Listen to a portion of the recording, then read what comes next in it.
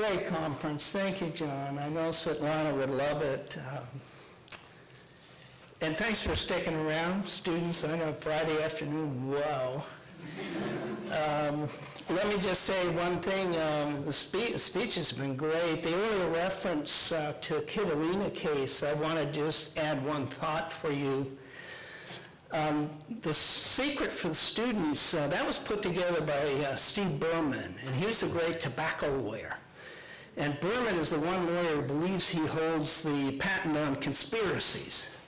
So the case is beautifully designed, and it charges, among other things, a conspiracy. Conspiracy among the oil companies and others to create climate change.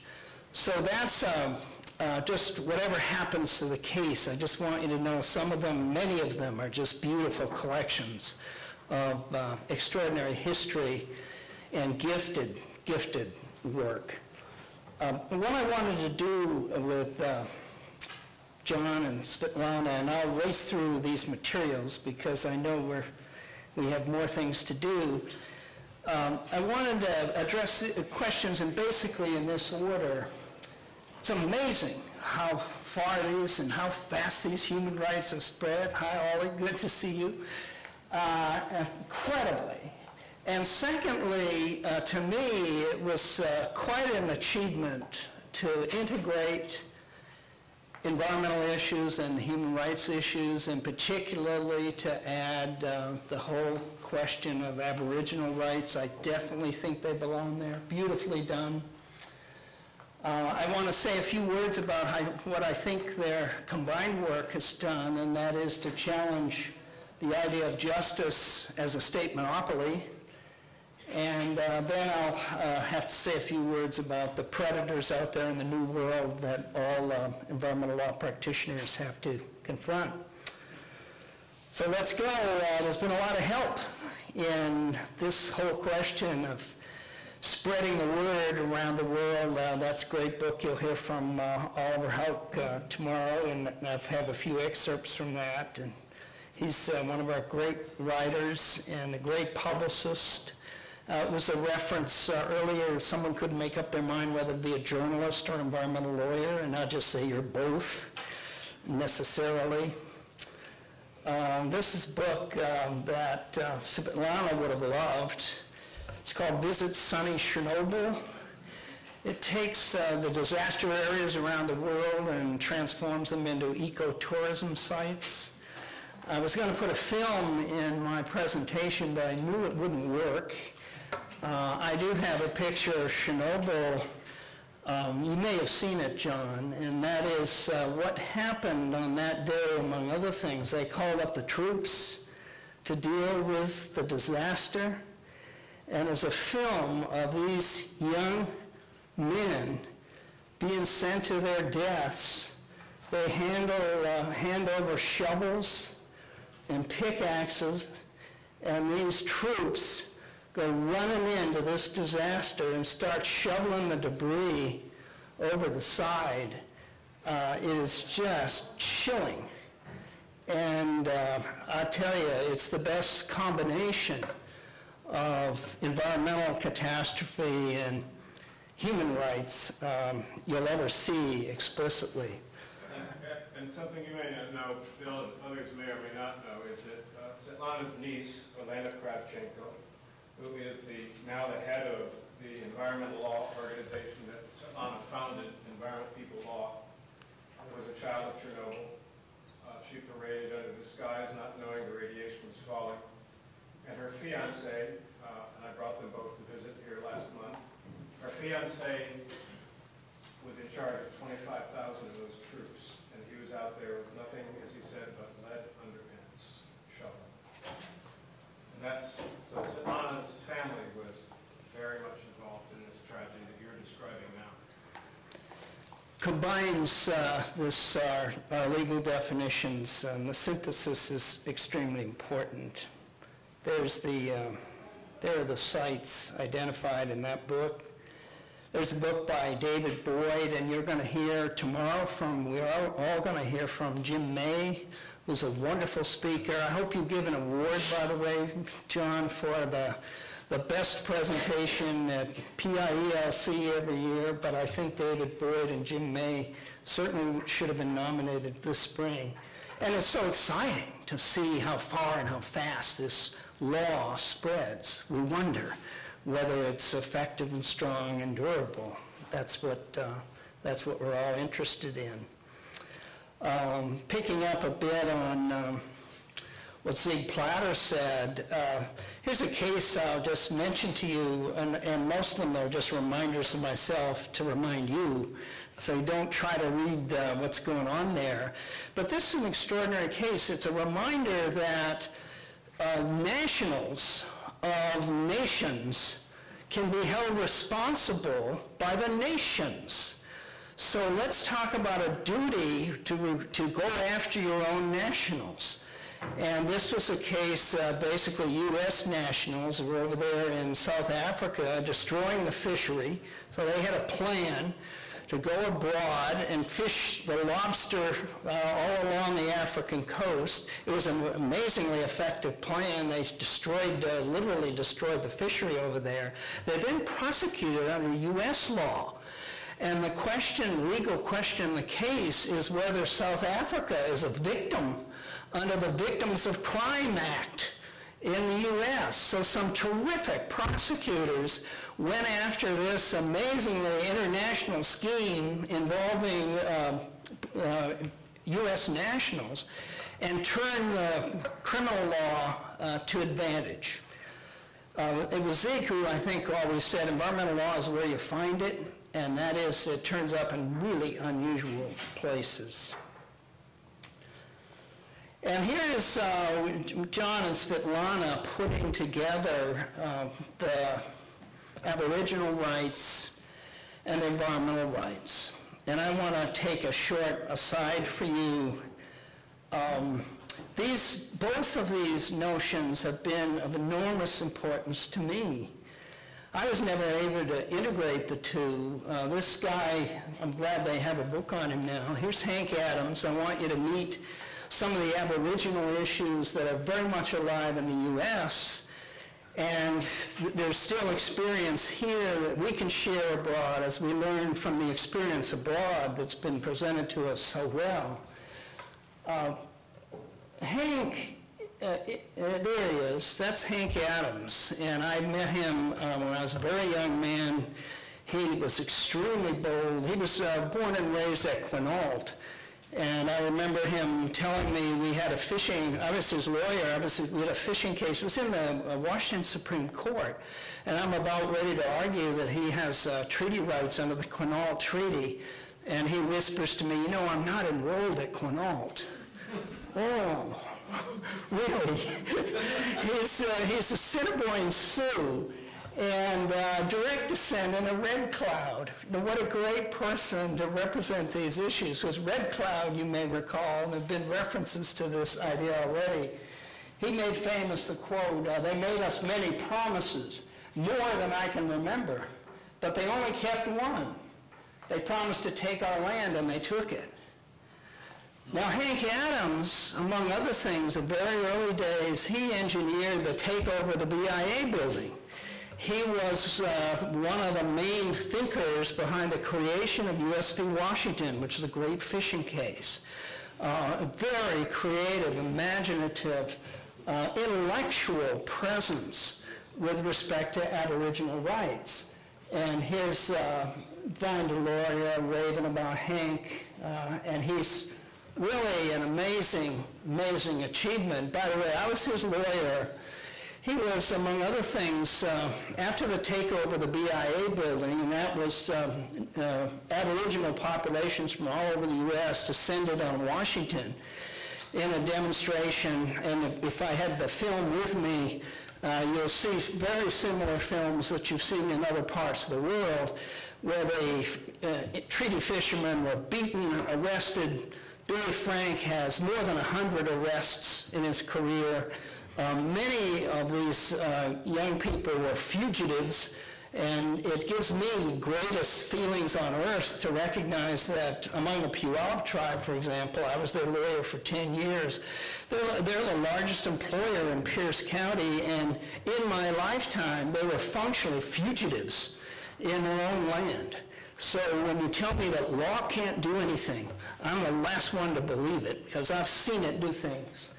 So here's Hank, and here's a graphical picture for you to show you that this is something that takes place still in the U.S. and all over the world. What's happening here, pictures probably taken in the 30s or the 40s.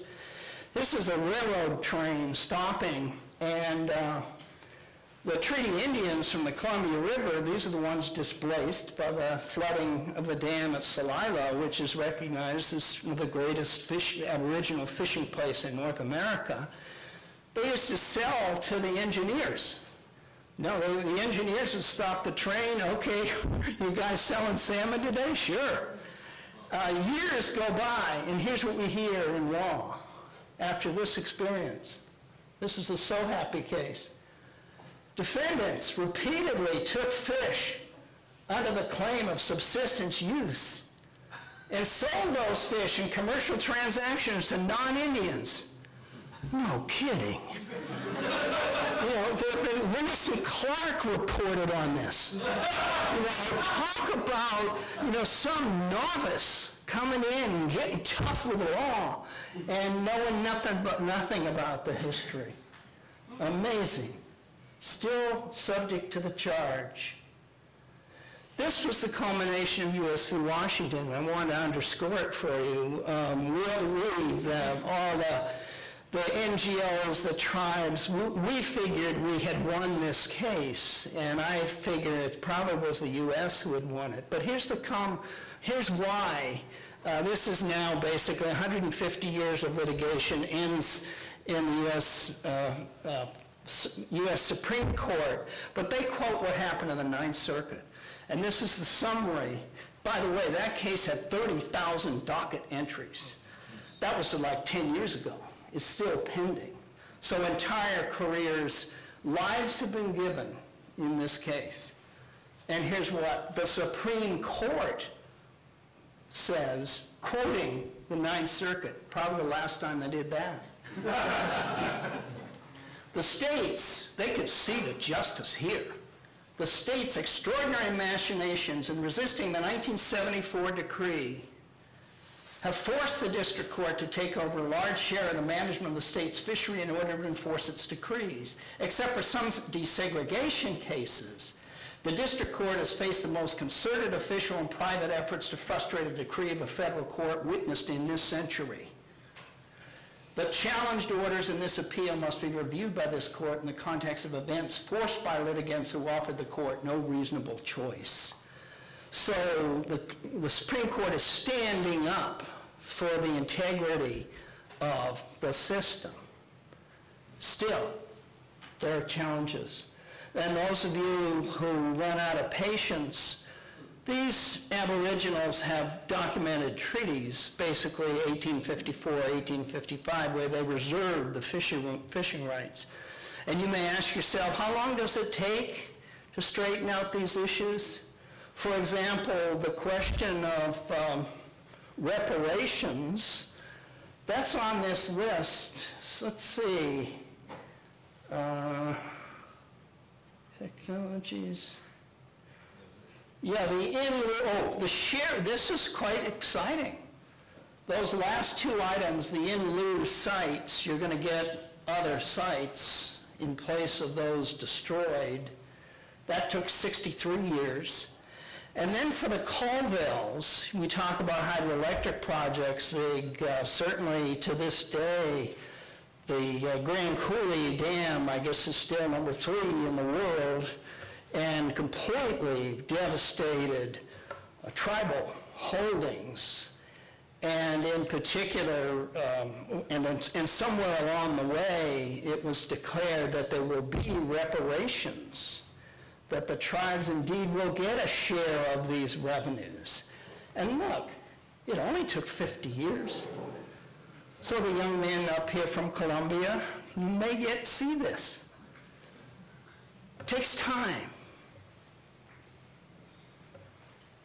Here's a story I want to tell you because I think this is what John and Svitlana have done, and I'll just read the story to you. Recently in Bolivia, a group of Indians kidnapped and killed an extraordinarily corrupt mayor after legal means of redress failed. He then goes into the details of it, and then the prosecutions for the state comes back and says, well, you can't do that. There's only one justice, the justice of the state.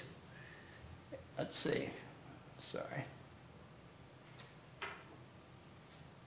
The state of the law, there cannot be another justice. So this is the monopoly that I'd like to say a few words about that I believe John and Svitlana have spent the better part of their lives challenging.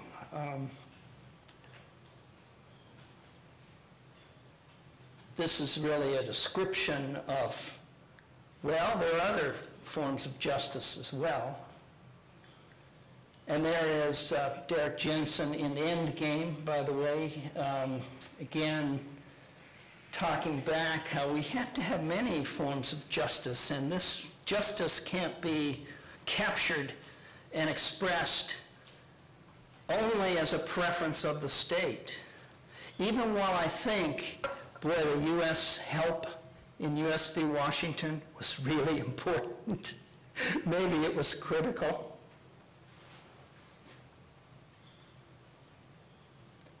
Now let me say,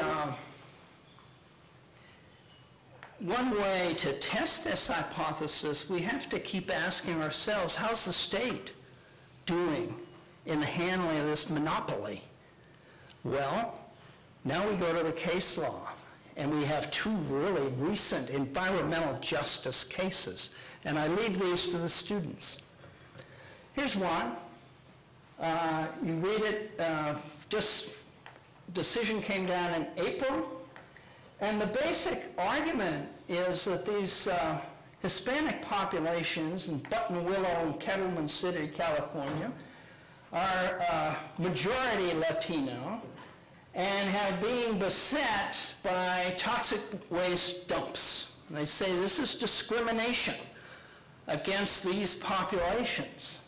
So we now have a test case of how the monopolists are doing, that is the U.S. How are they handling this case? The argument is, we filed our complaints in 1994.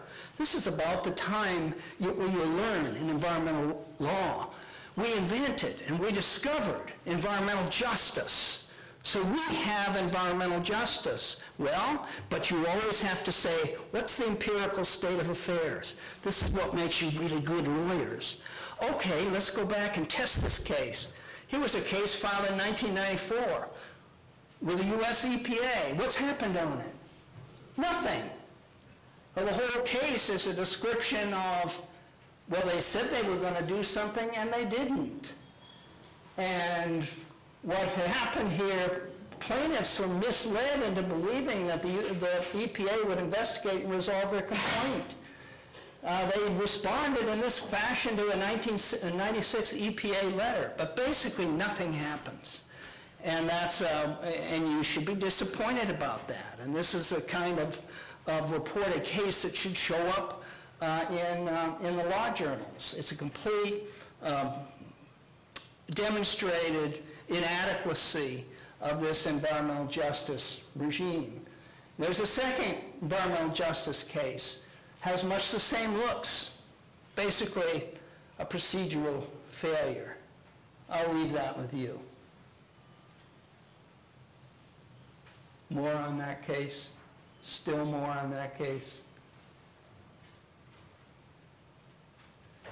Now I want to change the direction and address the difficulties that confront the spread of international human rights and the new world that we're in. This is a great book, tremendous, just out, and it describes Exxon we've all had we know a little bit about their activity, and I had a little bit of legal dust up with Exxon over the so-called reopener. And that's a provision that was in the original Exxon oil spill settlement, said we're going to reopen the question. And after 15 years, we'll see if there's still outstanding damage there. That issue is still open, by the way.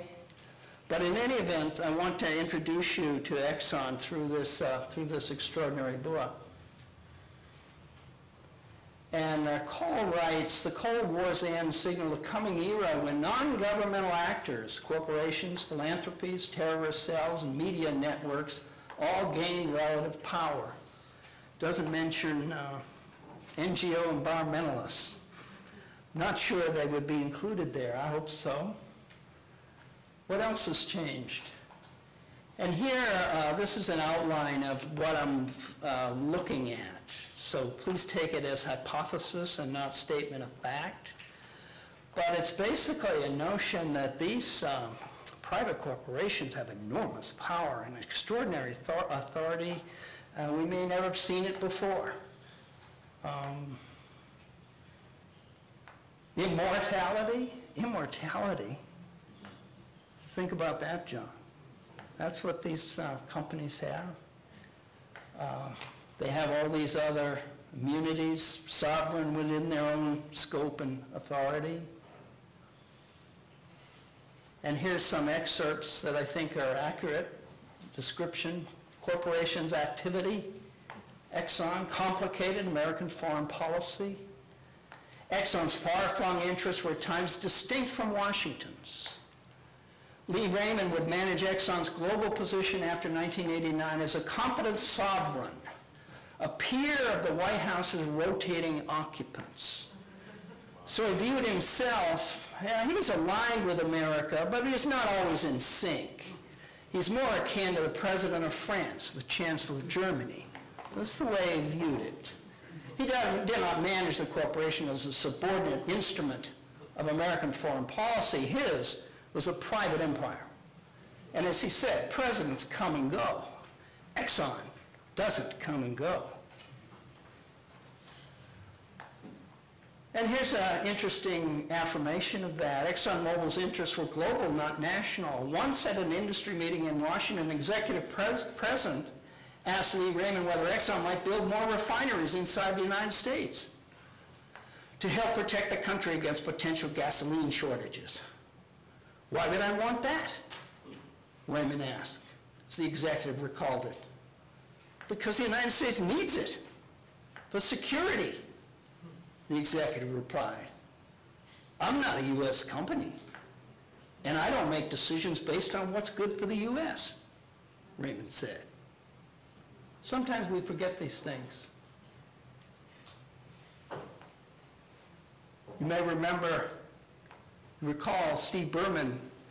Exxon, I think, officially believes in climate change, maybe starting 2007. So this is a little out of date, but I know Steve Berman was very much interested in this particular moment in time. Annual meeting. Mark, would you provide me a slide on the 17,000 scientists? Raymond asked an aide. Slide duly flashed on a wide screen. It depicted a petition organized by anti-Kyoto campaigners and signed by thousands of scientists.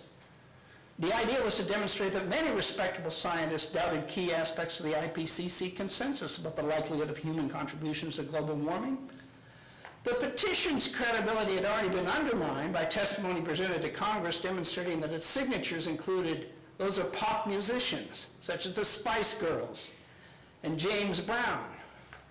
Now, doesn't take any stretch of the imagination to think that none of these folks are independent scientists. Nonetheless, this is a petition signed by 17,000 citizens, and it's presented, and as the annual meeting is told, so contrary to the assertion that it's just been made that everybody agrees, it looks like at least 17,000 scientists don't agree. Okay. BP, you remember the oil spill, sort of what happens incrementally over time. This is, she's general counsel of BP. This is like 7 days before the disaster. For those of you who need a refresher in the environmental law course, what's a categorical exclusion? BP says granting a categorical exclusion does not mean an agency ignores environmental aspects of a project. Rather, this is a mechanism whereby an agency verifies that impacts associated with the proposed action are minimal or non-existent. Very serviceable in this occasion. The connection to human rights, I don't know well, but I want to just call to your attention. And this is an example of the oil company battling revolutionaries within Indonesia. And it necessitated, in Exxon's case, the hiring of the security forces in Indonesia, and at a rate of $294 per month for a typical enlisted man. So they're working for Exxon for security purposes, and also they're in the field against, I guess, whatever they are, revolutionaries, people with other views. The soldiers were, by all accounts, including that of the Bush administration, engaged in appalling human rights violations. Exceedingly difficult questions faced by the corporations and by the nations of the world. One other example, the sanctity of contract. The Call book talks about the absolute commitment of the sanctity of contract by law people everywhere. Well, this is a contract. It's a contract involving oil development. And here is Joseph Stiglitz saying, in the 1980s, I worked on a case involving cheating by the major oil companies in Alaska. This oil-rich state had a mineral lease requiring the oil companies to pay at 12.5% of the gross receipts, less the cost of transporting the oil out of the far-flung site at Prudhoe Bay on the Arctic Circle. By overestimating their cost by just a few pennies per gallon, and multiplying those pennies by hundreds of millions of gallons, the oil companies would increase their profits enormously. They could not resist the temptation. See, I mean, this story is so, when you think of it, how easy is it to deal, these transactions are hard enough to work your way out. And if there's not absolute faith in the system functioning, we'll have difficulties farther down the line. I wanted to give you a couple more illustrations, and then I'll close. Here's another fascinating case. Please pay attention to it. I noticed today in the Wall Street Journal that one of the lead stories was U.S. coal operations are shutting down because demand is down in China. Well, here's the litigation on this question. So this is brought by 66 coal companies. I'm quite familiar with this issue in a limited sense. I live right by the Burlington Northern Tracks. Let's see. I live right by the Burlington Northern Tracks on Puget Sound, and I see the coal trains. They're going up north either to UBC or perhaps Bellingham for export. So the coal trains, U.S. acquired coal from U.S. coal fields sold by the U.S. government, marching off to China. But look at this legal case. Under our Surface Mining Control Reclamation Act, there's a provision, tax provision, and basically you have to pay 35 cents per ton of coal produced by surface coal mining and 15 cents per ton coal produced by underground mining. Presumably this has environmental reclamation purposes, and significant ones. Well, here the argument is, well, this is going overseas. We don't have to pay this tax at all. So the argument goes, plaintiffs are coal producers, 66 in all, that pay this fee on coal that is eventually exported from the U.S. And they're making what is a constitutional argument. I'm not equipped to answer that. There's an export clause in our Constitution which prohibits assessment of a tax or duty on articles exported from any state. But I want to just show you the case. This is extraordinary. And this is a combined We used to, in the old days, call this a conspiratorial endeavor, because when all members of the industry join in attacking a particular regulation, see, for example, sometimes memories are useful. You don't remember the small conspiracy decree, which I remember. No, not accurately, John. We know what happens to memory through time, but this part of it I remember. This was the technology fix-it engaged in by the U.S. auto companies, and the decree, so you remember, forbade three things. It forbade joint research on auto emission control technology. It forbade, it forbade joint presentations to administrative agencies. Now that one, focus on that for a moment, because most of the cases you read are presented by trade associations, and most of the arguments are made is, we as an industry can't do that, won't do that, shouldn't do that. The technology is unavailable, the conditions are unacceptable. This is an extraordinary decree, and this nonetheless is activity that's very, very widespread. So let me sum up and conclude and let you go. What's going on here? There is the fight back against futility, and I really agree with that. I would just emphasize that things can be done. We've demonstrated that. That is, the environmental people have demonstrated that. The human rights people have demonstrated that. Here's an argument I want you to think about, and that is that the world is not being destroyed because of a lack of information. It's being destroyed because we don't stop those doing the destroying. And for those who think this is a new idea, I did a search on destruction in U.S. environmental law. This is a search that goes back before the 1970s. Try it. The law books are filled with prohibitions against destruction. Now that is something that should not happen. Environmental destruction. So this question that was beautifully presented this morning about the ability of our courts and the inclination of our courts and the capacity of the attorneys and the inspiration for the attorneys is just crucial to what's happening here.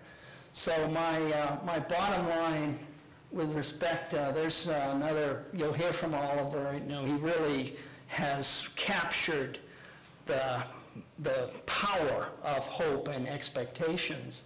And this is my summing up of what John and Svitlana have come together. They basically, by combining the human rights and the environmental rights and the Aboriginal interests, and then by addressing the power and variation in what that means, I have to say that I think I could elaborate on that for for too long a time. But the Aboriginal involvement in the U.S. v. Washington fishing case was just phenomenal. And their legal presence is tremendously fascinating, inspiring, and I thank John and Svitlana for giving this, for presenting the matter this way to us. I want to close with one story about whether you combine Aboriginal rights and environmental rights. In 1976, 77, I was the honored, I wrote a book on environmental law, and I was very proud of it. And I was so anxious to get praise and applause. I remember going to the meeting of the Association of American Law Schools, and a guy that I know pretty well now, I didn't know him well then, his name is Dean Swagey. He's one of the great environmental lawyers in Indian country. And remember, I had known both of these issues because Hank Adams had made me work on the Aboriginal issues, and I had intuitively worked on the environmental issues. But I was afraid to combine them because I knew there were people in both fields who knew a lot more. What can you say? I'll never understand what it's really like in Indian country, in the U.S., Aboriginal country, elsewhere. And then Dean Swagey stood up before all my colleagues and he held up my book. He said, "This book on environmental law, it doesn't have any Indians in it." He says, "No, I stand corrected. There's a little bit of Indian law in there, and it's all wrong." So I said, I'm going to try harder, and I want to thank the speakers today. They give you that feeling, don't they? Makes you want to try harder. So thank you, John.